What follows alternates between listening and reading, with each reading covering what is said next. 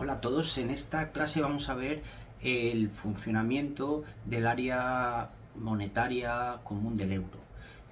Vamos a verlo en tres partes. Primero vamos a ver qué es un área monetaria óptima, qué condiciones debe cumplir. Segundo vamos a ver si con la construcción del euro se cumplen estas condiciones para el euro. Y lo tercero, pues cómo ha sido el funcionamiento del área común del euro durante sus primeros 15 años de funcionamiento. Entonces, el punto de partida del análisis de las áreas monetarias comunes es un artículo de Mandel, del economista Mandel, que en el año 61 pues fija un área, ¿qué sería un área monetaria óptima? ¿Qué condiciones debe cumplir un área monetaria para tener una moneda común y funcionar bien? Y pone pues tres condiciones. Una es que la política monetaria es la que se tiene que encargar de llevar la demanda agregada de esa zona al output potencial, ¿vale? Y eso lo puede hacer la política económica, por lo tanto sería la encargada de gestionar los problemas comunes o los shocks económicos que tengan en común todos los países de esa zona. Pero lo segundo es que estos países pueden tener shocks locales, es decir, que solo afecten a un país, lo que también se llama shocks asimétricos, que afectan a unos países o a un solo país y no a otros. Y para eso en la zona monetaria tiene que tener otros mecanismos. Y Mandel señala dos. Tiene que tener algún tipo de transferencias fiscales, es decir, pues dinero que pase de países que no tienen problemas a países que han sufrido un shock local y sí que están teniendo problemas económicos para que no caigan en recesiones profundas. Y por otro lado, tiene que tener algún tipo de movilidad, tanto del trabajo, para pasar de unas zonas, de unos países a otros, como del capital, que el capital también se mueva pues, de unas zonas a otras. Y de esa forma también pues estabilizar los países que tienen problemas y superar los shocks asimétricos. Y una última sería un reparto del riesgo a través de una integración buena de los mercados de capitales. De que si en un país hay mucho más riesgo que en otro, pues eso se va igualando en esa zona monetaria común. Esas son las condiciones que imagina Mandel que se tienen que cumplir en un área monetaria para que sea óptima, es decir, para que pueda funcionar bien en beneficio de todos los países. La pregunta es, ¿y en el año 2000, cuando se lanza el euro, lo cumple? ¿Cumple estas condiciones? Pues no, no las cumple. En la zona euro, por un lado, cuando hay algún tipo de shock asimétrico, las transferencias fiscales están prohibidas por el propio Tratado de Maastricht de creación del euro, no se permite. La filosofía que hay detrás del tratado es que cada país resuelva sus propios problemas fiscales, es decir, que tenga sus cuentas públicas saneadas sin necesidad de que otros le ayuden a pagar su deuda pública. Luego, esa condición no se cumple. La segunda, el mercado de trabajo está muy poco desarrollado a nivel europeo. Hay problemas de idioma y de diferencias culturales, y se ve que los estudios de la época, que la mayoría de problemas laborales cuando un país sufre un shock asimétrico y una recesión, pues se solucionan vía caída de la tasa de actividad o de participación en el mercado laboral. Pero hay poco índice de migración y de cambio entre países. Y tampoco se cumple que esa movilidad del capital, los mercados de capitales hay una mínima y muy suave regulación común a todos los sistemas financieros de los países, pero no se puede ver no se cumple esa movilidad de capitales que preveía Mandel en el diseño de una zona monetaria óptima. Luego, no cumpliéndose estas condiciones, la pregunta es por qué se lanzó el euro, por qué se empezó. Problema, una pregunta compleja, pero en la idea que había en los fundadores de la moneda es que había que seguir profundizando en el mercado común. El mercado común había tenido éxito en las décadas anteriores y era un paso siguiente para profundizar en ese mercado común y sacar beneficios para todos los países.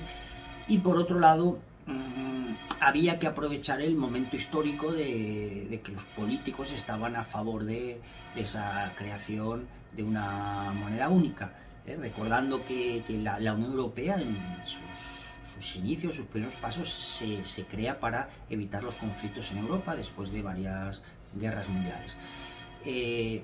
Como ese objetivo se mantiene, ese es el que late, pues se ve que hay que ir dando pasos y es un momento bueno histórico para hacerlo.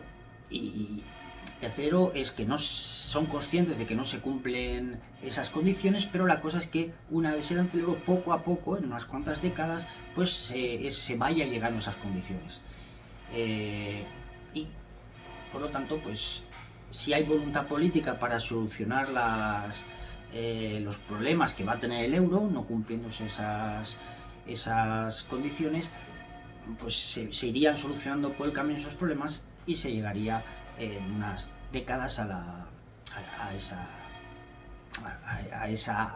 un lugar parecido a esa área monetaria óptima. ¿Qué es lo que pasó? El tercer paso es ¿qué pasó? Entonces lo que pasó es que por un lado las transferencias fiscales se fueron dando, no de forma explícita porque estaban prohibidas por el tratado, pero de forma implícita. Se fueron dando de forma implícita en el sentido de que los países con más credibilidad y mejores finanzas públicas, como Alemania, pues estaban de alguna forma prestando, entre comillas, prestando su credibilidad y su buen nombre y el buen nombre de su deuda al resto a otros países con menor credibilidad. Y por lo tanto el coste de financiación en general de los países de la Unión estaba cayendo, había mejores condiciones de financiación y eso hacía, por lo tanto, que hubiera más préstamos, más demanda agregada y que la economía funcionara mejor. Es decir, que se estaba cumpliendo de alguna forma esa condición, pero vía implícita por esta caída de la financiación media en la Unión Europea. Otra segunda condición que se estaba dando es que los países tenían suficiente margen fiscal en sus economías para llevar a cabo políticas de estabilización, que funcionan los estabilizadores automáticos de la política fiscal, y solucionar los shocks asimétricos locales que tuvieran, siempre que no fueran enormes. En condiciones normales la política fiscal tenía suficiente margen para solucionar estos shocks. Y eso también va funcionando en la primera década del euro. Y lo tercero es que los países tenían que cumplir unas reglas fiscales. Y aquí es donde vienen los problemas. Las reglas fiscales de la Unión Europea se giran en torno a cumplir un 3% del déficit, un 3% del PIB como déficit público. Y esta cifra, aquí bien esas reglas fiscales es las que traen problemas, porque resulta que ese 3% es procíclico. Esto significa que en épocas de prosperidad, cuando la economía va bien, pues tiene más ingresos fiscales, y esos ingresos fiscales, pues para cumplir el 3%, permiten hacer muchos más gastos. Se hacen muchos más gastos en esas épocas de expansión, pero cuando cambia la situación económica, la economía cae en recesión, los ingresos fiscales se desploman rápidamente, pero los gastos ya están comprometidos, o parte de los gastos están comprometidos. Si se han subido las pensiones, si se han subido las infraestructuras, y sube rápidamente los déficits estructurales. Luego, si nos situamos al final de la primera década del euro, en 2009, cuando explota, 2008-2009, cuando explota la crisis financiera de Lehman Brothers, pues los déficits, falla esta tercera condición de la Unión Monetaria, los déficits se disparan en muchos países de la Unión y se entra en una serie de problemas que ya es otra historia para contar, y que pone en peligro la supervivencia del euro, y que solo en 2012, cuando el que era gobernador del Banco Central Europeo en esos momentos, Mario Draghi, dice unas famosas palabras que es: vamos a defender el euro lo que haga falta, vamos a poner el dinero que haga falta para defender a todos los países y que el euro se mantenga. Entonces los inversores se calman, se lo creen, dejan de apostar contra el euro y que el euro va a desaparecer, y poco a poco pues las economías se van recuperando, pero queda en evidencia esos fallos, esas grietas que tiene el área monetaria común, y que si no hay cambios pues aparecerían más tarde, y habrá que ver en otra clase qué ocurrió más tarde. Luego, en conclusiones, tenemos primero las condiciones fijadas por Mandel, el economista Mandel, sobre qué es un área monetaria común, cuando un área monetaria, si varios países tienen una moneda común, va a funcionar o no. Segundo, pues ver si la Unión Europea en el año 2000 las cumplía o no las cumplía, y no las cumplía, eso lo sabían los propios fundadores. Tercero, pues a pesar de eso, ¿por qué está la voluntad política de crear el euro? Cuarto, cuál ha sido el funcionamiento real de las tres condiciones básicas que tenía que cumplir para que por lo menos fuera adelante la moneda. Pues dos de ellas se cumplen, pero hay una última que no se cumple, que es la de las reglas fiscales, que resultan mal diseñadas, con el 3% de déficit sobre el PIB, resultan al final procíclicas, es decir, alimentan la creación de déficits públicos enormes y de grandes deudas públicas, y que en situaciones de una crisis importante pues resultan insostenibles.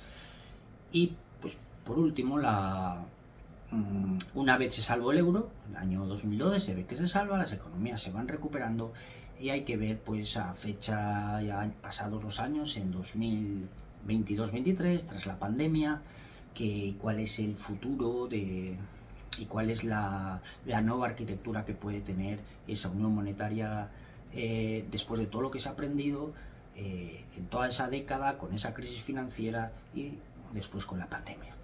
Y eso veremos en otra clase.